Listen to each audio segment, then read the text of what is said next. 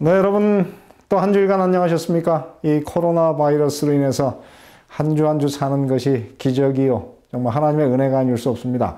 오늘은 저희들이 에베소서 2장을 이제 세 번째로 다루는데요. 오늘은 에베소서 2장 8절부터 10절, 에베소서의 어떤 면에서는 절정이라고 할 수 있는 가장 중요한 말씀입니다. 바울의 구원론 요약, 이런 제목이 이건데요. 제목은 제가 은혜로 받은 구원, 이렇게 제목을 정했습니다. 여러분 한번 우리 본문을 한번 같이 읽어보겠습니다. 잘 아는, 우리 아마 기독교인들 가운데 이 말씀을 애우지 못하는 사람이 거의 없을 만큼 너무 유명한 말씀이죠. 너희가 그 은혜를 인하여 믿음으로 말미암아 구원을 얻었나니 이것이 너희에게서 난 것이 아니요 하나님의 선물이라. 행위에서 난 것이 아니니 이는 누구든지 자랑치 못하게 함이니라. 우리는 그의 만드신 바라 그리스도 예수 안에서 선한 일을 위하여 지으심을 받은 자니 이 일은 하나님이 전에 예비하사 우리로 그 가운데에서 행하게 하려 하심이니라. 여러분, 이게 짧은 말씀이지만 여기에는 바울이 말하는 구원의 3단계가 다 들어있습니다. 자, 이제 우리가 에베소 2장 1절부터 나온 것을 한번 요약해 보면 오늘 이 말씀 가운데 제일 강조되는 것이 무엇입니까? 그것은 너희가 은혜로 구원을 얻었다 하는 문제입니다. 이 똑같은 표현이 오늘 이 말씀 에베소서 2장 8절에도 똑같이 나왔죠. 너희가 그 은혜를 인하여 믿음으로 말미암아 구원을 얻었나니. 여기서 말씀드린 대로 믿음으로 말미암아라고 하는 부분을 지우면 두 문장은 헬라어로 완전히 일치하는 그런 문장이에요. 그래서 오늘 이곳에 강조한 것은 너희가 구원을 얻었다.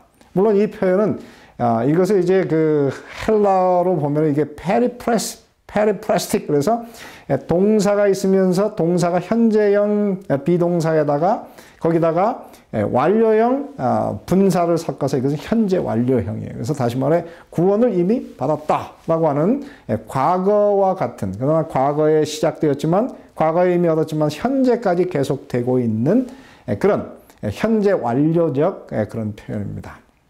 자, 오늘 이 말씀을 보면은 제가 말씀드린 대로 이것은 세 단계의 이 구원에 있어서 중요한 세 단계가 세 가지 요소가 포함되는데요. 구원에 있어서 가장 중요한 것, 사도 바울이 모든 그의 글마다 강조하지 않은 것이 없는 칭의, 하나님께서 우리에게 거저 주시는 그 은혜, 그 구원을 오늘 여기서 이야기했습니다. 너희가 그 은혜를 인하여 믿음으로 말미암아 구원을 얻었나니 이것이 너희에게서 난 것이 아니요 하나님의 선물이라. 행위에서 난 것이 아니니 이는 누구든지 자랑치 못하게 하려 함이라. 자, 오늘 여기서 보면 이 구원은 무엇입니까? 선물입니다. 우리에게서 전혀 나지 않았습니다. 이 구원을 위해서 우리가 기여할 수 있는 것은 단 1%도 없어요. 왜 그렇습니까? 그것은 오직 그리스도의 십자가에서 예수님께서 그의 목숨을 내어주심으로 인해서 우리의 과거의 삶이 어땠든지 우리가 어떤 죄를 지었든지 하나님께서는 그것을 어떻게 해요? 십자가로 말미암아 완전히 도말하시고 그것이 전혀 죄를 짓지 않은 것처럼 우리를 간주해 주시는, 이것을 우리가 다른 말로 말하면 입혀주시는 의, 무한정 십자가의 은혜로 우리에게 거저 주어지시는 선물, 우리에게서 어떻게 해요? 단 하나도 기여할 수가 없어서 행위에서 난 것이 아니니 너희에게서 난 것이 아니니 그래서 우리는 자랑할 것이 없는 그런 것입니다. 여러분, 이 구원을 우리가 받았어요. 여러분, 이 구원은 얼마나 위대한 것입니까? 아무것도 한 것이 없어도 바울처럼 오히려 십자가를 대적하여 하나님의 백성들을 죽이고 핍박하고 옥에 가두던 사람도 예수님을 만나면 그 과거의 죄가 다 용서받는 참으로 은혜가 아닐 수 없는 그 놀라운 선물로 주어지는 그런 구원을 이야기하고 있습니다. 자, 이 선물을 받아들이면 어떤 변화가 일어나나요? 그 다음에 오늘 이곳에 이렇게 썼습니다. 우리는 그의 만드신 바라 그리스도 예수 안에서 선한 일을 위하여 지으심을 받은 자니.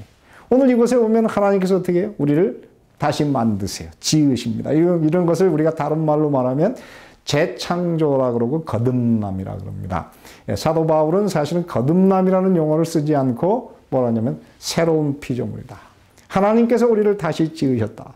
우리가 예수님을 믿는 그 순간 어떻게 해요? 우리의 과거의 삶은 거기서 끝이 나고 새로운 삶이 시작되는 새 출발입니다. 그래서 누구든지 그리스도 예수 안에 있으면 새로운 피조물이라. 이전 것은 지나갔으니 보라 새 것이 되었도다. 놀라운 재창조의 역사가 일어납니다. 예수님을 믿으면 과거의 어리석었고 부끄러움, 참으로 죄가 너무 많아서 부끄러운 김순태는 사라집니다. 그리고 오늘 우리는 새 사람, 그래서 이름이 영어 이름으로 폴 킴이 다시 탄생하게 되는 놀라운 변화가 일어납니다. 그렇게 변화가 되면 어떤 일이 벌어집니까? 세 번째, 오늘 우리의 삶에 변화가 시작되어 성화라고 하지요. 이 일은 하나님이 전에 예비하사 우리로 그 가운데에서 행하게 하려 하십니다. 자, 오늘 여기서는 어떤 일이 벌어집니까? 행위가 강조되고 있어요. 물론 이 행위라고 하는 것은 위에 나오는 그 헬라어는 엘곤, work이 아니고 여기서 work, 걸음이란 걸음. 다시 말해 우리가 어떻게 이제 새롭게 거듭났으니 우리가 어떻게 해요? 거듭난 상태에서 걸어서 걸음. 이 하나님의 은혜 가운데서 걸어서 가는 삶. 그런 way of life. 그런 삶을 다시 시작하게 되는 것입니다. 그래서 3단계 오늘 여기 구원의 이 사도 바울이 말한 구원의 세 가지 요소가 여기 포함되어 있어요. 이 세 가지가 다 강조되지 않으면 우리가 늘 말씀드리지만 절름발이 구원. 칭의만 강조하고 나머지를 무시하면 어떻게 돼요? 그런 사람들은 다 이제 율법 폐기론이 됩니다. 반면에 성화에만 강조하면 그것은 어떻게 됩니까? 그런 사람들은 율법주의로 흐르게 돼요. 그래서 이 세 가지가 다 조화될 때에 오늘 우리가 온전한 구원을 이루는 것이다. 이렇게 얘기할 수가 있습니다. 바울의 글을 보면 이 구원에 관해서도 시제가 있습니다. 바울의 구원이 세 가지 시제로 기록되었는데요. 바울은 우리를 구원하시되, 그 다음에 하셨나니, 디도서 3장 5절, 디모데후서 1장 9절에 보면 우리를 구원하사. 그래서 이것은 다 과거에 일어난 일이에요. 이것은 다 무엇입니까? 행위로 말미암지 않고 어떻게 은혜로 그리스도께서 이루신. 그래서 항상 강조되는 것이 그것입니다. 이것은 다 믿음으로 말미암아 거저 주어지는 선물, 은혜라고 하는 것을 강조합니다. 과거적인 행위입니다. 십자가에서 이루어진 사건이죠. 그 다음에 두 번째는 사도 바울은 여러 군데에서 현재형을 쓰고 있어요. 고린도전서 1장 18절에도 십자가의 도가 멸망하는 자들에게는 미련한 것이요. 그 다음에 거기에 구원을 얻은이 아니고 얻는, 헬라어로는 뭐 이렇게 소조메노이스, 현재 분사입니다. 고린도전서 15장 2절에도 너희가 만일 나의 전한 그 말을 굳게 지키고 헛되이 믿지 아니하였으면 이로 말미암아 구원을 얻으리라. 미래형인 것 같았지만 사실 동사는 현재형이에요. 너희가 지금 구원을 얻고 있다. 그런 뜻입니다. 그 다음에 고린도후서 2장 15절에도 우리는 구원 얻는 자들에게, 이 얻고 있는 자들에게, 헬라어로 보면 얻고 있는 현재형의 표시입니다. 그래서 바울은 과거적 구원이 있는가 하면 현재적인 구원도 있고요. 마지막으로는 미래적인 구원. 사실은 사도 바울의 글을 보면 압도적으로 미래적 형태의 구원의 동사가 많아요. 로마서 5장 9절에 보면은 그로 말미암아 진노하시면서 구원을 얻을 것이니리. 그 다음에 로마서 5장 10절에도 구원을 얻을 것이니라. 미래형을 쓰고 있습니다. 그 다음에 로마서 8장 24절에 보면 사실 과거형 동사 구원을 얻었음에 그러지만 그 앞에 뭐를 붙여요? 소망으로 구원을 얻었음에. 보이는 소망이 아니니 보는 것을 누가 바라리요. 그럼 여기서 무엇입니까? 구원을 얻었는데 소망이에요. 아직 이루어지지 않은 것입니다. 그것은 무엇입니까? 우리가 지금 믿음으로 말미암아 구원을 얻었으면 예수께서 재림하시는 그날에 우리 육체가 변화되고 구속이 되는 마지막 호련히 변화되어 하늘나라에 가는 구속의 완성. 그래서 구속은 세 가지 시제입니다. 과거 시제, 현재 시제, 미래 시제. 그 어느 것도 우리가 놓치면 안 되는 것입니다. 이것을 이제 다른 면으로 보면은 자, 에베소서 2장 8절에 구원을 너희가 은혜로 얻었나니 하나님의 선물로 받았다 그랬는데 빌립보서 2장 12절 13절을 보십시오. 좀 충격적입니다. 너무 대조적인 말씀이에요. 그러므로 나의 사랑하는 자들아 너희가 나 있을 때뿐 아니라 지금 나 없을 때에도 항상 복종하여, 그 다음에 뭐라고 했습니까? 두렵고 떨림으로 너희 구원을 이루라. 현재형이에요. 현재 명령형입니다. 참 이상하죠? 두렵고 떨림으로 누가? 너희가 너희 구원을 이루라 하는 거예요. 예수님이 다 이루셨는데 우리가 지금 어떻게 현재 구원을 이루어야 된다는 거예요. 이게 참 어려운 일이 아니겠습니까? 이거는 굉장히 혼란을 가져오는데요. 그 다음에 멋있는 해답이 있어요. 너희 안에서 행하시는 이는 하나님이시니 자기의 기쁘신 뜻을 위하여 너희로 소원을 두고 행하게 하시나니. 다시 말해 어떻게 우리가 우리의 마음 문을 열어서 하나님께서 우리 속에 들어오셔서 그분께서 일하시도록 열어놓으면 누가 구원을 이루십니까? 하나님께서 우리 속에서 그의 기쁘신 뜻을 따라 지금 구원을 이루십니다. 죄와의 싸움에서 우리가 승리하도록 그 구원을 지금 하나님이 우리 속에서 이루어 가시는 거죠. 그래서 우리가 이루는 것 같지만은 사실 누가 이룹니까?